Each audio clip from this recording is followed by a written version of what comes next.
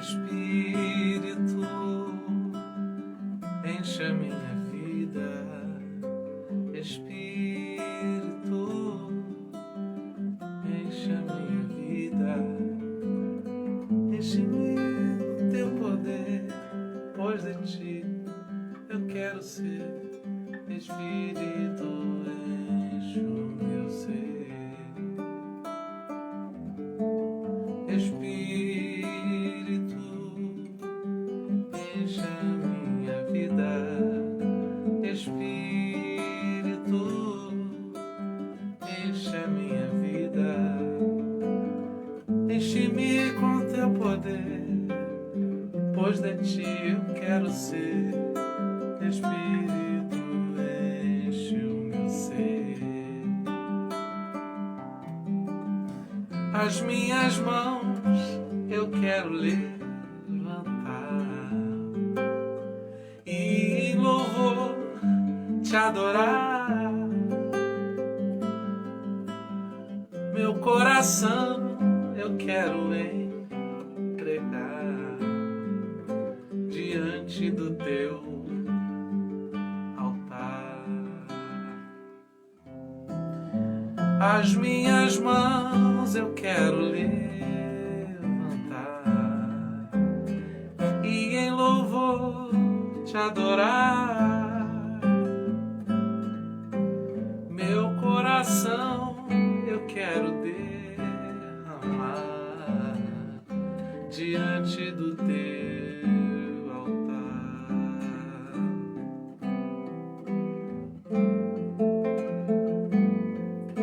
Ao único que é digno de receber a honra e a glória, a força e o poder. Ao Rei eterno, imortal, invisível, magial, a Ele ministramos o louvor. Ao único que é digno de receber a honra e a glória, a força e o poder. Ao Rei eterno, imortal, invisível, magial, a Ele ministramos o louvor. Coroamos a ti, ó Rei Jesus. Coroamos a ti, ó Rei Jesus. Adoramos o teu nome, nos rendemos aos teus pés, consagramos todo o nosso ser a ti, consagramos todo o nosso ser a ti,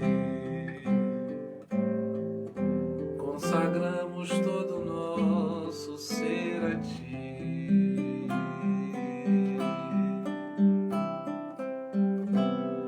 Bom dia, paz do Senhor Jesus. Que bom que a gente está aqui juntos, mais uma manhã, buscando forças em Jesus para continuar. Nós vamos vencer e não dependeremos daquilo que temos de nós mesmos, porque a nossa força vem do Senhor Jesus. Eu quero ler com você hoje Marcos, capítulo 4, versos 33 e 34. Esse capítulo é maravilhoso. E aí fica difícil, não é, pensar aqui somente poucos versículos, uma porção pequena, porque é um capítulo maravilhoso. Leia tudo depois, né? Coma muito mais, se alimente muito mais, mas como ponto de partida eu queria ler com você o 33 e 34 juntos. Depois você, ao longo aí do seu dia, você pode se alimentar de mais porções. E com muitas parábolas tais lhe dirigia a palavra, segundo o que podiam compreender. E sem parábolas nunca lhes falava, porém tudo declarava em particular aos seus discípulos. Jesus fala por parábolas. Jesus ensina através de histórias que as pessoas podiam compreender, não para esconder o seu ensino, mas para que elas, ao se identificarem com as histórias, situações do dia, da cultura daquele povo, elas pudessem compreender as verdades do reino dos céus, as verdades celestiais. Eu acho muito interessante essa preocupação de Jesus. Jesus falava, e o Evangelho de Marcos registra que ele tinha a preocupação de falar de acordo com a capacidade dos seus ouvintes. E aí eu já extraio algo que é maravilhoso. Jesus fala de uma maneira que você pode entender. Eu tenho certeza que hoje esse dia, o seu dia, será marcado por ouvir a palavra de Jesus, o conselho de Jesus, a direção de Jesus, de uma maneira que você vai conseguir entender. Você vai conseguir entender. É óbvio que os exemplos bíblicos têm muito a ver com a cultura daquela época e daquele povo, onde Jesus estava ali convivendo com pessoas, né? Ele tinha essa preocupação. Mas você pode ficar tranquilo, o Espírito Santo vai falar ao seu coração através das situações da vida. Café da manhã, não é? Nas outras refeições, na convivência com as pessoas, no trato com elas, aquilo que você observar na natureza, em tudo Jesus vai falar com você. Não é? E de uma maneira que você pode entender. Agora, veja algo, tem algo aqui interessante. Ao mesmo tempo que ele falava de uma maneira que as pessoas pudessem compreender, a explicação, o significado das histórias que ele contava, não é? Ele declarava depois para um outro grupo, um grupo seleto, mas não tem a ver aqui, não leia esse seleto como uma escolha de alguns em detrimento de outros. Era o grupo de quem queria caminhar mais de perto. Jesus não tem pessoas com quem ele fala mais porque ele gosta mais, porque ele ama mais. Jesus ele fala mais com quem quer ouvir mais. Jesus ele fala com mais intimidade com quem tem mais intimidade com ele. Jesus ele não diz assim, bom, eu só vou até aqui com o fulano e com o ciclano eu já vou além. Não. É para quem se dispõe. Você quer ouvir mais de Jesus? Ele vai falar mais com você. E, obviamente, que quem fica sabendo dos benefícios dessa intimidade não perde a oportunidade de ter mais intimidade. Porque quanto mais intimidade com Jesus, mais forte eu me sinto para enfrentar as dificuldades da vida. Quanto mais intimidade com Jesus, melhor eu faço a leitura de tudo que está acontecendo, porque eu encaro de uma maneira que contenha também o profético, o propósito de Deus manifesto, cumprido nas situações que me rodeiam. Então Jesus fala através das situações, é na simplicidade, tá? Não é algo que precise ser, que precisa extrapolar os... Não, é com simplicidade Jesus fala. Agora, entender o que ele fala está mais próximo de quem se aproxima mais dele. Então, Jesus falava com multidões, sem acepção de pessoas, Jesus dirigia o seu ensino. O seu ensino. Agora, para os discípulos, que é um grupo que simplesmente quis seguir Jesus mais de perto, ele declarava a explicação. Ficava claro aquilo que ele tentou dizer. Então, o crente em Jesus é alguém que vive a vida e tem a explicação porque tem intimidade com o Senhor Jesus. Senhor, o que o Senhor quer dizer através dessa situação? Senhor, qual é o objetivo dessa circunstância que estamos atravessando? E aí as coisas vão se explicando e a vida passa a ter um sentido. A vida passa a ter um sentido. A vida deixa de ser um fardo, deixa de ser um mistério, uma incógnita e passa a ser um lugar onde eu cumpro uma missão gloriosa, poderosa. Essa é uma passagem que a gente já falou em outras oportunidades sobre a parábola do semeador, né? O semeador sair a semear. Veja, eu quero concluir essa nossa reflexão aqui na devocional dizendo o seguinte: assim como eu creio que Jesus semeia boas sementes nos nossos corações, eu e você também somos convidados para semearmos sementes espirituais na vida uns dos outros.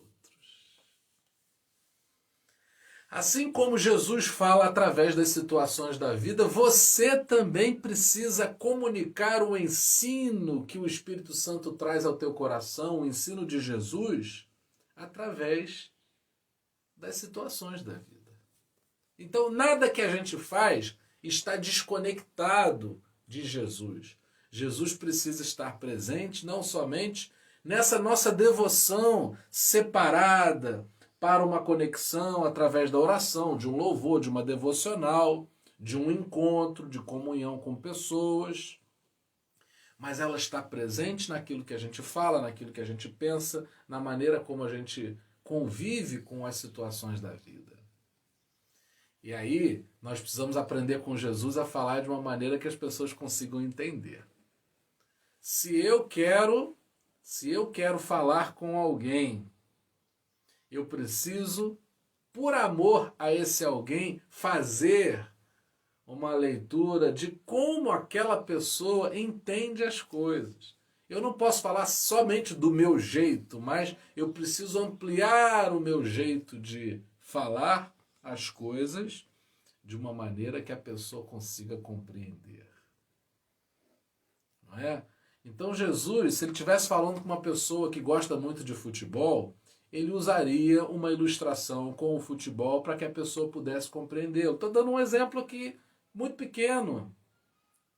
Mas para que você compreenda que para que o outro te entenda, você precisa se esforçar para trazer situações que sejam comuns ao outro também, para que a gente consiga se entender.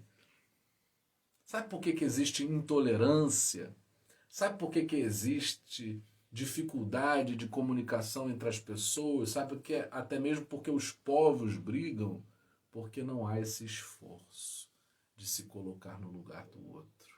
Porque quem atenta para a necessidade de se fazer compreender, obviamente, se esforça para entrar no mundo do outro para se tornar claro para o outro.